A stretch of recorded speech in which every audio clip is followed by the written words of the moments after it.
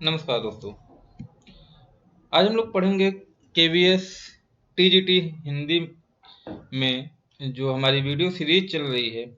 इसमें बसंत भाग 1 से चैप्टर नंबर 6 है पार नज़र के।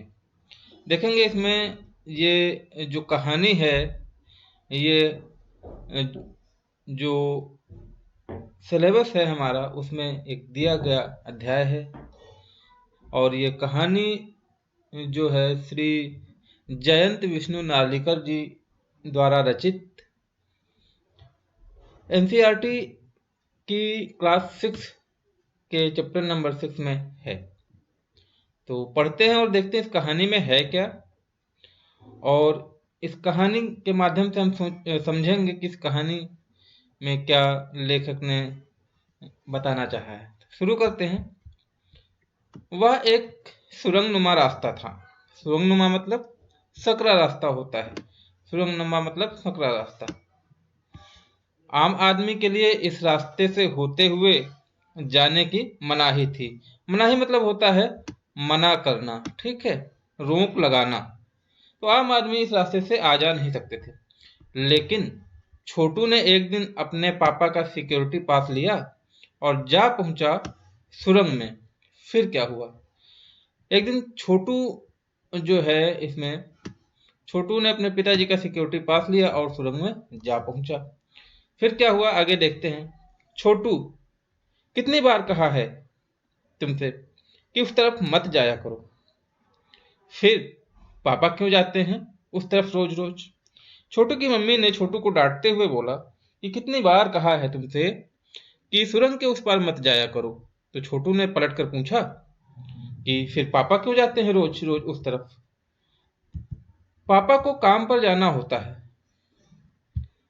रोजाना यही वार्तालाप हुआ करता था छोटू की माँ और छोटू के बीच। रोजाना छोटू यही कहता कि पापा क्यों जाते हैं, और माँ बताती कि उनका काम होता है। उस तरफ एक सुरंगनुमा रास्ता था और छोटू के पापा इसी सुरंग से होते हुए काम पर जाया करते थे। दूसरी तरफ एक सुरंगनुमा रास्ता हुआ करता था जिधर से होते हुए छोटू के पापा उस काम पर जाया करते थे। आम आदमी के जाने के लिए इस रास्ते से जाने की मनाही थी। तो आम आदमी के लिए रास्ता आम नहीं था, सब लोगों के लिए खुला हुआ नहीं था, इसलिए लोग वहां पे नहीं जाते थे, लोगों को मना किया गया था। चंद चुनिंदा लोग ही इस सुरंग नुमा रास्ते का इस्तेमाल कर सकते थे, और छोटू के पापा इन्हीं चुनिंदा लोगों में से एक थे। लेखक ने बताया है कि जो सुरंगनुमा रास्ता था, सुरंगनुमा रास्ता आम रास्ता नहीं था। सब लोग नहीं उसका इस्तेमाल कर सकते थे, लेकिन कुछ चंद चुनिंदा लोग थे जो उस सुरंग का इस्तेमाल करते थे। और छोटू के जो पिताजी हैं वो भी इन्हीं चुनिंदा लोगों में से थे। चुनिंदा मतलब खास लोग, ठीक है। आज छुट्टी थी और छोटू के पापा घर पर ही आराम फरमा रहे थे। आराम फरमाना मतलब कि आराम करना, ठीक है। नजर बचाकर चोरी छिपे छोटू ने पापा का सिक्योरिटी पास हथियार ही लिया और चल दिया सुरंग की तरफ। हुआ क्या कि छोटू के पिताजी आराम कर रहे थे एक दिन, और फिर छोटू ने अपने पिताजी का सिक्योरिटी पास ले लिया, हथियाना मतलब होते, और सुरंग की तरफ चल दिया। फिर क्या हुआ? वैसे तो उनकी पूरी कॉलोनी ही जमीन के नीचे बसी थी। जो छोटू की कॉलोनी थी जहाँ पे वो लोग रहते थे, वो जमीन के नीचे अंडरग्राउंड कॉलोनी थी। यह सुरंग नुमा रास्ता भी अंदर दिए जल रहे थे, क्योंकि जो सुरंग नुमा रास्ता था उसके अंदर दिए जल रहे थे। और प्रवेश करने के लिए पहले एक बंद दरवाजे का सामना करना पड़ता था। आपको प्रवेश सुरंग में आपको प्रवेश करना है, तो सुरंग में प्रवेश करने से पहले एक दरवाजा था, तो उसका सामना करना पड़ता था, मतलब उसको खोलना पड़ता था। दरवाजे में एक खांचा बना हुआ था। खांचा मतलब जैसे कि आप एटीएम में जाते हो तो एटीएम जो है, आप एटीएम कार्ड डालते हो, होटलों में होगे 5 स्टार, बड़े गए होगे 5 स्टार होटलों में, तो होता क्या है वहां पर भी एक जो है रूम लॉक का कार्ड होता है, तो उससे जो है रूम खुलते हैं। तो कई जगह पे ये था, तो वहां पे एक खांचा बना हुआ था दरवाजे में। छोटू ने खांचे में कार्ड डाला, तुरंत दरवाजा खुल गया। छोटू ने क्या किया कि दरवाजे में कार्ड डाला तो दरवाजा क्या हुआ, खुल गया, जैसे एटीएम का जो है लॉक खुल जाता है। छोटू ने सुरंग में प्रवेश किया। अब छोटू ने क्या किया, सुरंग में प्रवेश कर लिया। अंदर वाले खांचे में सिक्योरिटी पास आ पहुंचा था। कह रहे हैं कि अंदर वाला जो खांचा था उसमें सिक्योरिटी पास पहुंचा था, उसे उठा लिया। कार्ड उठाते ही दरवाजा बंद हुआ। तो जैसे उसने कार्ड उठाया वैसे ही दरवाजा बंद हो गया। छोटू ने चारों तरफ नजर दौड़ाई। नजर दौड़ाने का मतलब चारों तरफ देखना। सुरंग नुमा वह रास्ता ऊपर की तरफ जाता था। जो सुरंग नुमा रास्ता था वह ऊपर की तरफ जाता था, यानी जमीन के ऊपर का सफर करने का मौका मिल गया था। अब छोटू ने कहा कि ये तो बहुत अच्छी चीज है, अब हमको जो है जमीन के ऊपर का सफर करने को मिलेगा, मगर कहाँ। मौका हाथ लगते ही फिसल गया। फिसल गया मतलब खो देना या खो जाना। ठीक है, छोटू के हाथ से मौका फिर फिसल गया था। सुरंग में जगह जगह लगाए निरीक्षक यंत्रों की जानकारी छोटू को नहीं थी। तो सुरंग में कई जगह पे जो है भिन्न भिन्न प्रकार के जो है सुरक्षा की दृष्टि से यंत्र लगाए गए। इस चीज की जानकारी छोटू को बिल्कुल ही नहीं थी, मगर छोटू के प्रवेश करते ही पहले निरीक्षक यंत्र में संदेहास्पद स्थिति दर्शाने वाली हरकत हुई। तो जैसे ही ये छोटू ने अंदर प्रवेश किया होगा वैसे ही क्या हुआ होगा कि वो जो यंत्र लगे थे, वो जो उसमें डिजिटल तरीके से जो यंत्र लगे थे उनमें कुछ ऐसा रिकॉर्ड हुआ होगा जो कि सामान्य नहीं था। इतने छोटे कद का व्यक्ति सुरंग में कैसे आया। तो उसने जो यंत्र ने बताया, मशीन ने जो बताया, तो उसमें ये हरकत रिकॉर्ड हुई कि इतना छोटा सा व्यक्ति है, ये सुरंग में कैसे आया। दूसरे निरीक्षण के ने तुरंत छोटू की तस्वीर खींच ली। दूसरा वहां जो दूसरी मशीन लगी थी जिसमें शायद कैमरा लगा होगा, उसने क्या किया कि तुरंत छोटू की फोटो ले ली। किसी एक नियंत्रण केंद्र में इस तस्वीर की जांच की गई और खतरे की सूचना दी गई। फिर वहां पे जो एक क्या कह सकते हैं कि एक रिकॉर्ड रूम होता है या फिर एक जो है रूम बनाया जाता है जहाँ पे सारी रिकॉर्डिंग्स होती हैं, आप ये कह सकते हैं। तो वहां पे इस तस्वीर को देखा गया और खतरे की सूचना दे दी गई। इन सारी गतिविधियों से अनजान था, बढ़ रहा था, लेकिन छोटू को ये सारी चीजें नहीं पता थी कि हो क्या रहा है।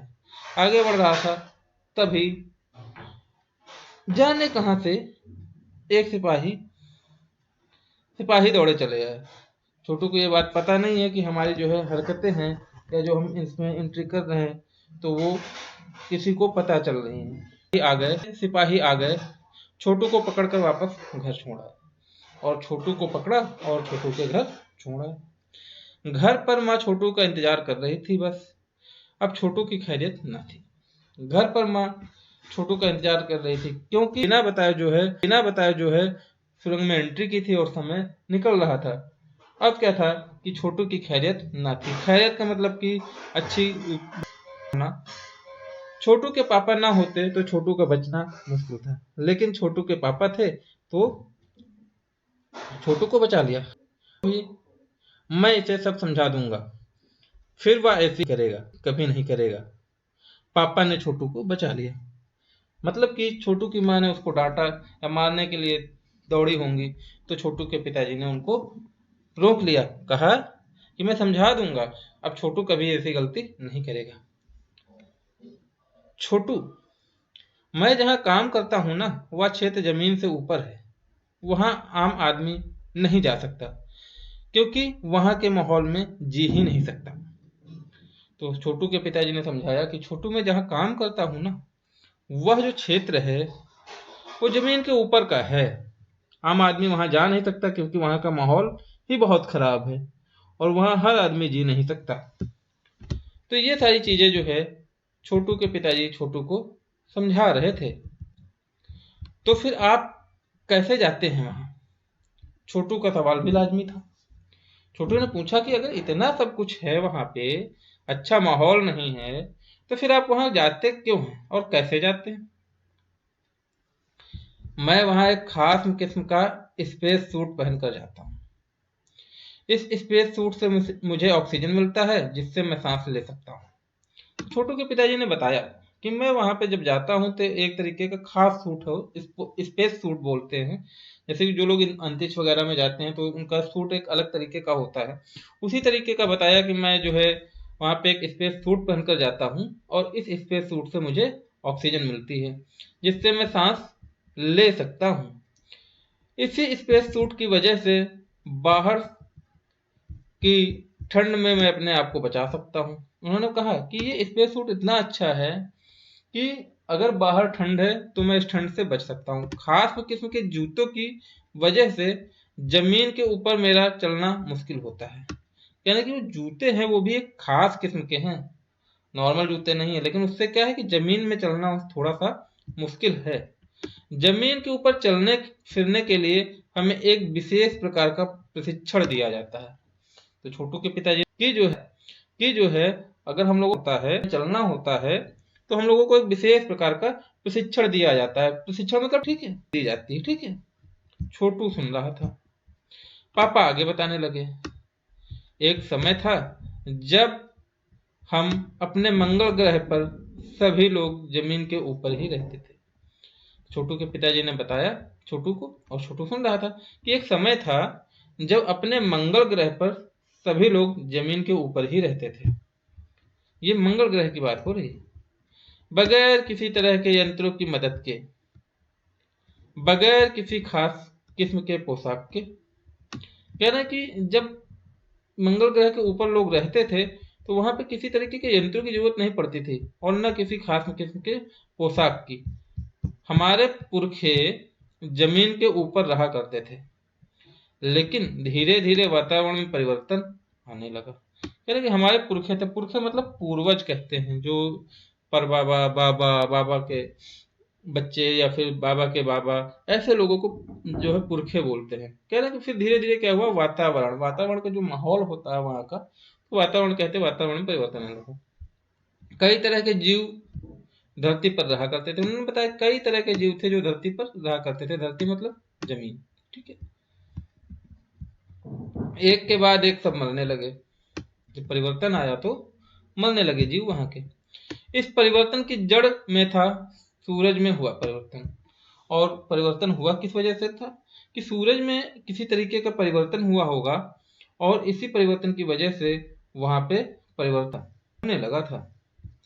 सूरज से हमें रोशनी मिलती है, उष्णता मिलती है। उष्णता मतलब गर्मी। तो सूरज से रोशनी मिलती है, ये बात सबको पता है।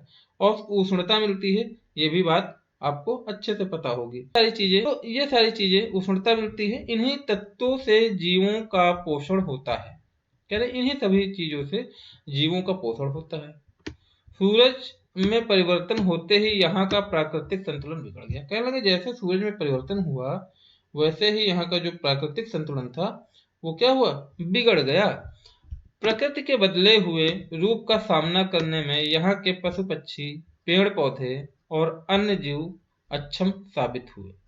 यानी जैसे प्रकृति बदली वैसे ही यहाँ के जो पशु पक्षी थे, पेड़ पौधे और अन्य जीव उसका सामना नहीं कर पाए। अक्षम का मतलब होता है, अक्षम जो है सक्षम का जो है विलोम शब्द है, तो आप इसको नोट कर सकते हैं। और अक्षम का मतलब होता है किसी चीज को करने में असमर्थ होना, अक्षम कहलाता है। केवल हमारे पूर्वजों ने इस स्थिति का सामना किया। कहने लगे केवल हमारे जो पूर्वज हैं, अपने लोगों के जो पूर्वज हैं, उन्होंने भी इस स्थिति का सामना किया था। अब अपने तकनीकी ज्ञान के आधार पर हमने जमीन के नीचे अपना घर बना लिया। कहने लगे कि जो हम लोगों के पास थोड़ा बहुत ज्ञान था, जो हमारे पास तकनीकी वाला ज्ञान था, टेक्नोलॉजी का ज्ञान था, ठीक है, उसी के आधार पर हमने क्या किया कि जमीन के नीचे घर बना लिया। जमीन के ऊपर लगे विभिन्न यंत्रों के सहारे हम सूर्य शक्ति, सूरज की रोशनी और गर्मी का इस्तेमाल करते आ रहे हैं। कहना कि जो लगे हैं, जो यंत्र लगे हैं विभिन्न विभिन्न प्रकार के, लोग क्या कर रहे हैं कि सूर्य की शक्ति, सूरज की रोशनी और गर्मी का प्रयोग कर रहे हैं। इस्तेमाल मतलब होता है प्रयोग करना। उन्हीं यंत्रों के सहारे हम यहाँ जमीन के नीचे जी रहे हैं। कह रहे हैं इन्हीं यंत्रों के सहारे हम लोग क्या कर रहे हैं, जमीन के नीचे जी रहे हैं। यंत्र सुचारू रूप से चलते रहें, इसके लिए बड़ी सतर्कता बरतनी पड़ती है। सतर्कता मतलब होता है जागरूक होना, ठीक है, और उसके बारे में जानकारी रखना। कह रहा है कि बहुत ही सतर्क रहना पड़ता है। चौकन्ना सतर्कता का मतलब होता है चौकन्ना रहना, सावधान रहना। कह रहा है कि बहुत ही सावधानी बरतनी पड़ती है, सतर्कता बरतनी पड़ती है। मुझ जैसे कुछ चुनिंदा लोग ही इन यंत्रों का ध्यान रखते हैं। तो अब कि हम जैसे ही कुछ चुनिंदा लोग हैं जो उन यंत्रों का ध्यान रखते हैं। बड़ा हो जाऊंगा तो भी यही काम करूंगा। छोटू ने कहा छोटू ने कहा कि अगर मैं बड़ा हो गया तो मैं भी यही काम करूंगा। छोटू ने अपनी मंशा जाहिर की। मंशा मतलब होता है इच्छा, जाहिर मतलब होता है प्रकट करना। तो ये दोनों चीजें लिख लीजिएगा। छोटू ने अपनी मंशा जो है जाहिर की, अपनी इच्छा प्रकट की। बिल्कुल, मगर उसके लिए खूब पढ़ना होगा। उनके पिताजी ने बोला कि ठीक है, बहुत अच्छी बात है, लेकिन उसके लिए बहुत पढ़ना होगा। माँ और पापा की बात सुननी होगी, माननी होगी। माँ ने कहा। दूसरे दिन छोटू के पापा काम पर चले गए। देखा तो कंट्रोल रूम का वातावरण बदला बदला सा था। जब अगले दिन उनके पिताजी काम पर गए तो वो कंट्रोल रूम जाकर के देखते हैं, वहां का जो है वातावरण वो बदला बदला था। शिफ्ट खत्म कर घर जा रहे स्टाफ के प्रमुख ने टीवी स्क्रीन की तरफ इशारा किया। क्योंकि शिफ्ट में ड्यूटी चलती थी तो वहां के जो शिफ्ट खत्म करके घर जा रहा था, तो उन्होंने टीवी की स्क्रीन की तरफ इशारा किया। स्क्रीन पर एक बिंदु झलक रहा था, ठीक है। तो टीवी पे एक छोटा सा पॉइंट जो होगा वो झलक मतलब दिख रहा था। वह बताने लगा, यह कोई आसमान का तारा नहीं है, क्योंकि कंप्यूटर से पता चल रहा है कि यह अपनी जगह पे उन्होंने नहीं है। उन्होंने कहा ये जो बिंदु दिख रहा है यह कोई आसमान का तारा नहीं है, और कंप्यूटर ये बता रहा है कि ये अपनी जगह पे अडिग नहीं है। अडिग मतलब होता है कि रुके रहना, और ये अपनी जगह पर रुका नहीं है। पिछले कुछ घंटों के दौरान इसने अपनी जगह बदली है।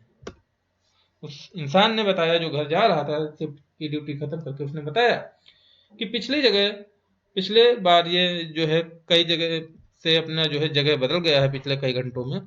कंप्यूटर के अनुसार हमारी धरती की तरफ बढ़ता चला आ रहा है। उन्होंने कहा कि कंप्यूटर के अनुसार जो है ये जो भी बिंदु दिख रहा है ये जो है अपनी धरती की तरफ बढ़ता चला आ रहा है। आप ये देख पा रहे होंगे कि यहाँ पे एक बिंदु है जो आंख की तरह दिख रहा है, और वो बता रहे हैं कि ये जो बिंदु है वो धरती की तरफ बढ़ा चला आ रहा है। अंतरिक्ष यान तो नहीं है। उन्होंने जो है क्वेश्चन किया कि क्या अंतरिक्ष यान तो नहीं है। छोटू के पापा ने अपना संदेह प्रकट किया। छोटू के पापा ने पूछा कि अंतरिक्ष यान तो नहीं है। संदेह हमें भी है। जो साथ में काम कर रहा था, जो घर जा रहा था, कहने लगे हाँ संदेह हमें भी है। आप अब इस पर बराबर ध्यान रखिएगा। उसने कहा कि मैं तो जा रहा हूँ, लेकिन अब आप जो है इस पर बराबर ध्यान रखिएगा।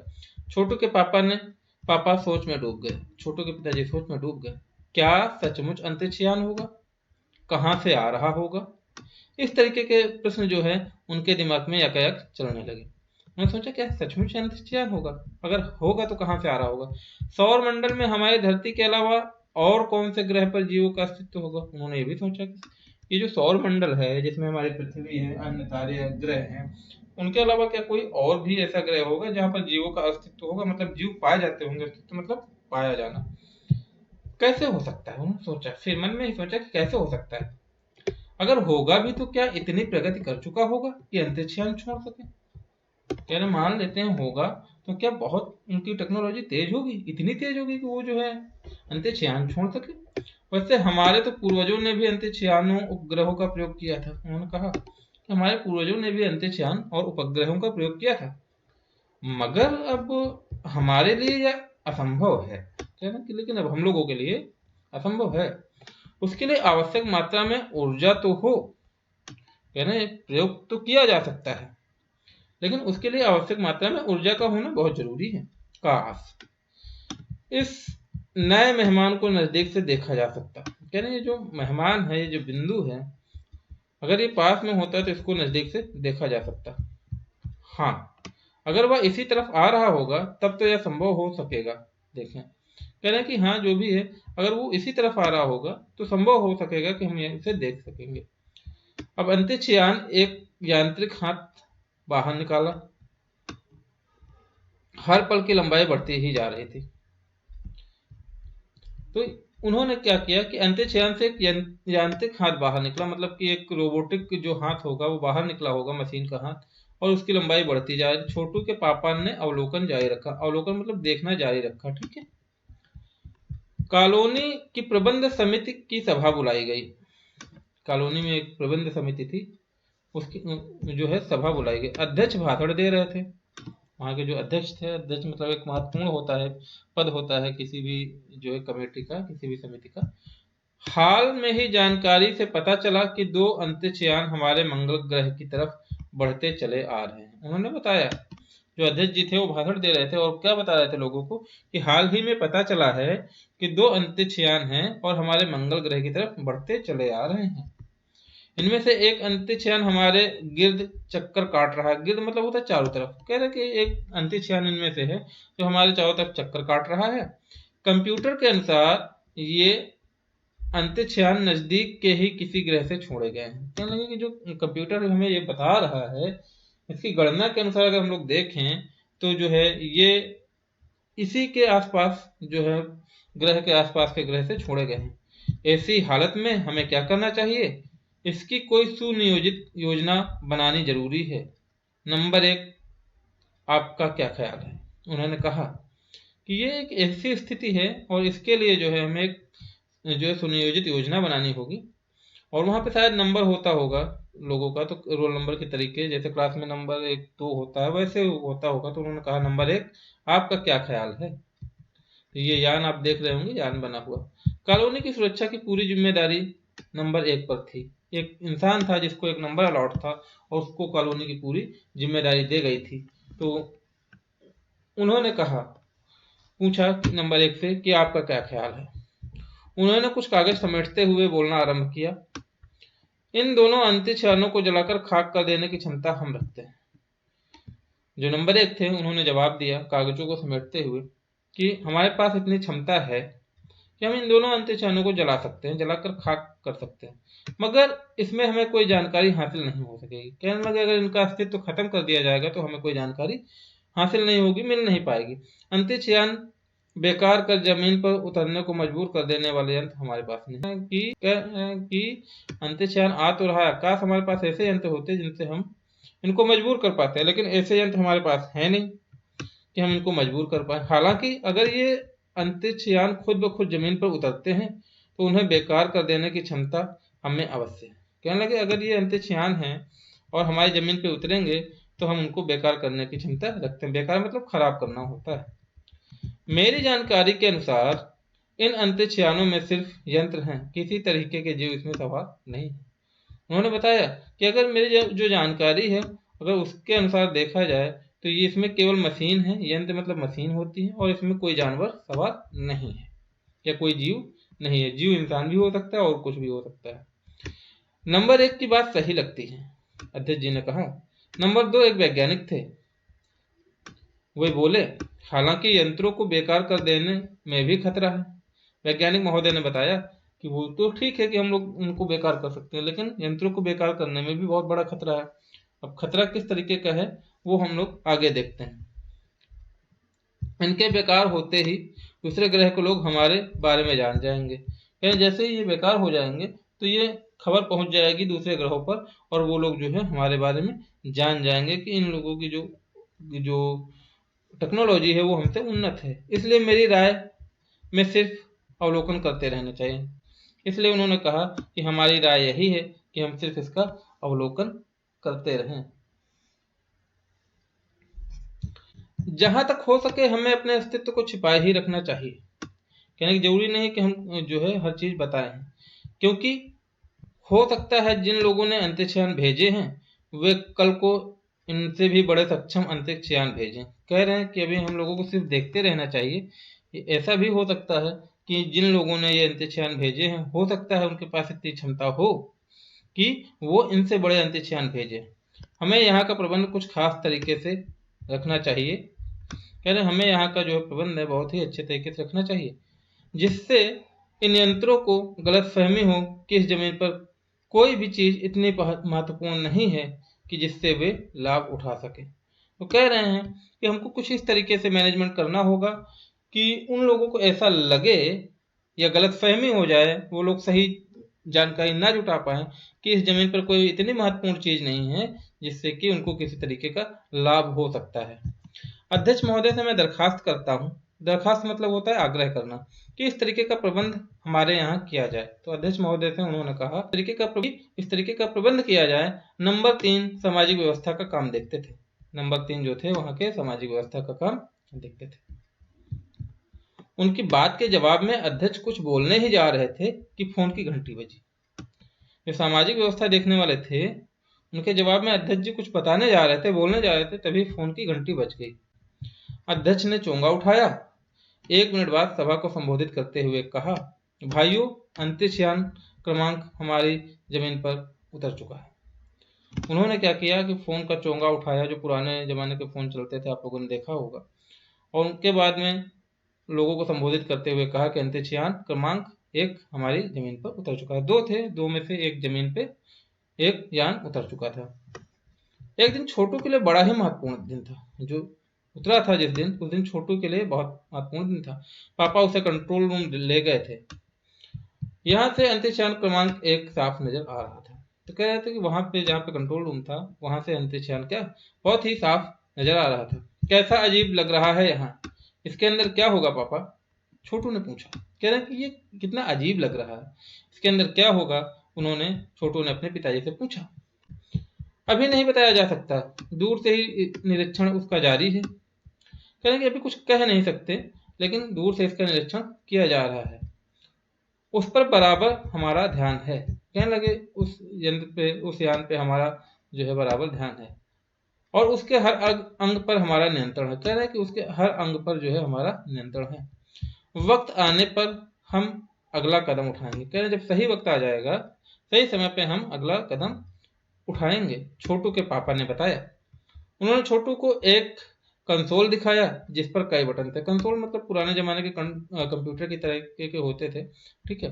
तो उन्होंने उसको दिखाया, और जिस पर कई बटन बने हुए थे। ये आप कंसोल देख सकते हैं, ये जो है यहाँ पे, ये कंसोल ही है, और ये बता रहे हैं, ठीक है। ये कंसोल है आपका, ये वाला। तो अंतरिक्ष यान एक यांत्रिक हाथ बाहर निकला। अंतरिक्ष यान से एक हाथ बाहर निकला, ये आप देख सकते हैं यहाँ पे, ये अंतरिक्ष यान दिखाया गया है, और इस अंतरिक्ष यान से एक हाथ बाहर निकला हुआ, बाहर निकला। हर पल उसकी लंबाई बढ़ती जा रही थी, शायद जमीन तक पहुंचकर मिट्टी उकेर लेना चाहता था। कह रहे कि ऐसा प्रतीत हो रहा था, ऐसा महसूस हो रहा था कि वो यान जो है जमीन की मिट्टी खोदना चाहता हो। वह शायद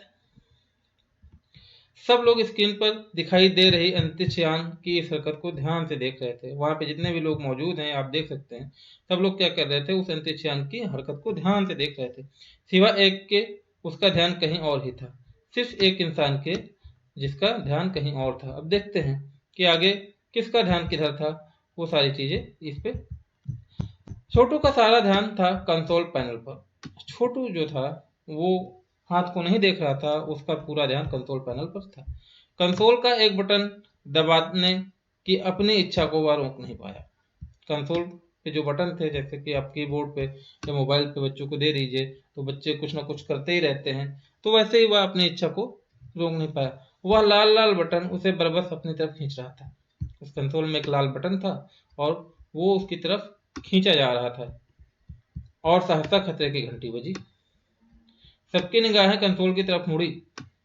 जब खतरे की घंटी बजी तो जितने लोग वहां मौजूद थे, सबने कंसोल पर जो है, कंसोल की तरफ देखा। पापा ने छोटू को अपनी तरफ खींचते हुए एक झापड़ रसीद कर दिया, और लाल बटन को पूर्व स्थिति में ला रखा।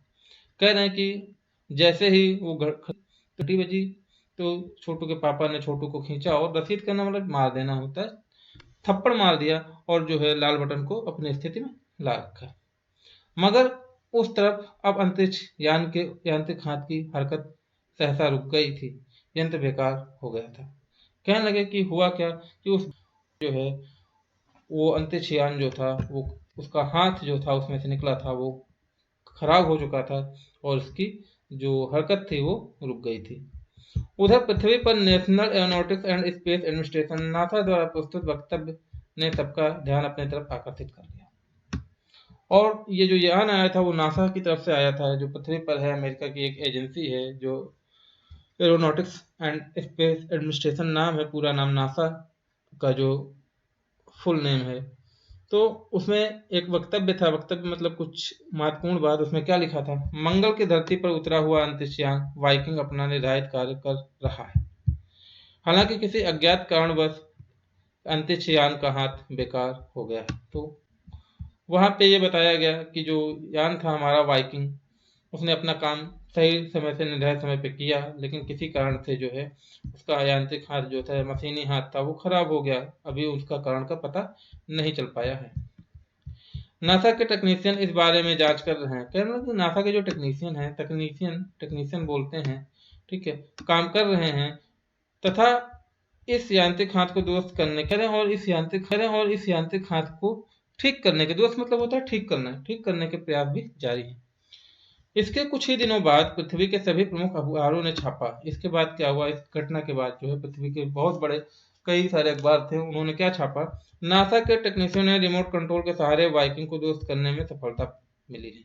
उन्होंने बताया कि जो हाथ खराब हो गया था वाइकिंग का, तो उसमें सफल हो गए हैं वो लोग। उनका जो है हाथ था वो एकदम सही कर दिया गया है।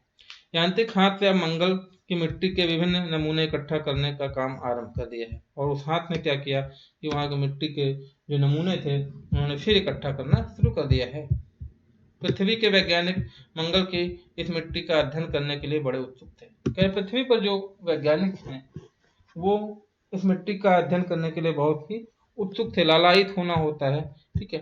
उन्हें उम्मीद थी कि इस मिट्टी के अध्ययन से इस बात का पता लगाया जा सकेगा कि क्या मंगल ग्रह पर भी पृथ्वी की तरह जीव सृष्टि का अस्तित्व है।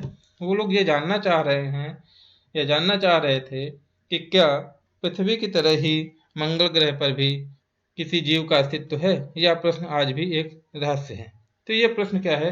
आज भी सच में एक रहस्य है। तो ये जयंत विष्णु नालिका जी ने लिखा था और मराठी से अनुवाद किया है रेखा देश पांडे जी ने। तो ये कुछ इस तरीके का चैप्टर था।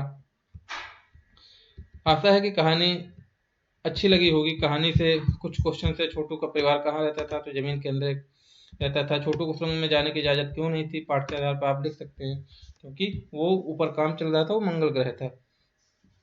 कंट्रोल रूम में जाकर छोटू ने क्या देखा और क्या हरकत की? उसने कंट्रोल पैनल देखा था और उसने लाल बटन दबा दिया था। इस तरीके के हैं। आप क्वेश्चन पढ़ते रहिएगा। कोई भी आपको प्रॉब्लम हो तो आप कमेंट के माध्यम से पूछ जरूर लीजिएगा, ठीक है। कहानी में आगे बहुत सारी चीज़ें हैं और इसका भी हम PDF जो है नीचे लिंक कर देंगे। आप लोग इसमें से क्वेश्चन कर लीजिएगा, क्योंकि आप खुद करेंगे तो आपको ज़्यादा अच्छे से पता होगी, ठीक है। और आप एक बार में सारी चीज़ें याद कर सकेंगे। देखिए, और संज्ञा जैसे नीचे दिया गया है, नीचे एक ही शब्द के दो रूप दिए गए हैं, एक संज्ञा है और दूसरा आकर्षण। आकर्षण दोनों विशेषण है, एक संज्ञा है। प्रेरणा और प्रेरक, यहाँ पे प्रेरणा जो होती है वो क्या होता है? आपका एक संज्ञा होती है। प्रतिभाशाली और प्रतिभा, ठीक है। तो ये सारी चीजें संज्ञा और विशेषण के अलग अलग है। इसमें आपको छांटना है कौन सा संज्ञा है कौन विशेषण। तो इस तरीके से ये हमारा चैप्टर समाप्त होता है। और आप लोग पढ़ते रहिए, सेशन को ज़्यादा से ज़्यादा शेयर करिए आप लोगों, और चैनल को सब्सक्राइब करते रहिए, लाइक और कमेंट करते रहिए। मिलते हैं नेक्स्ट चैप्टर में, नेक्स्ट वीडियो के साथ में। जय हिंद।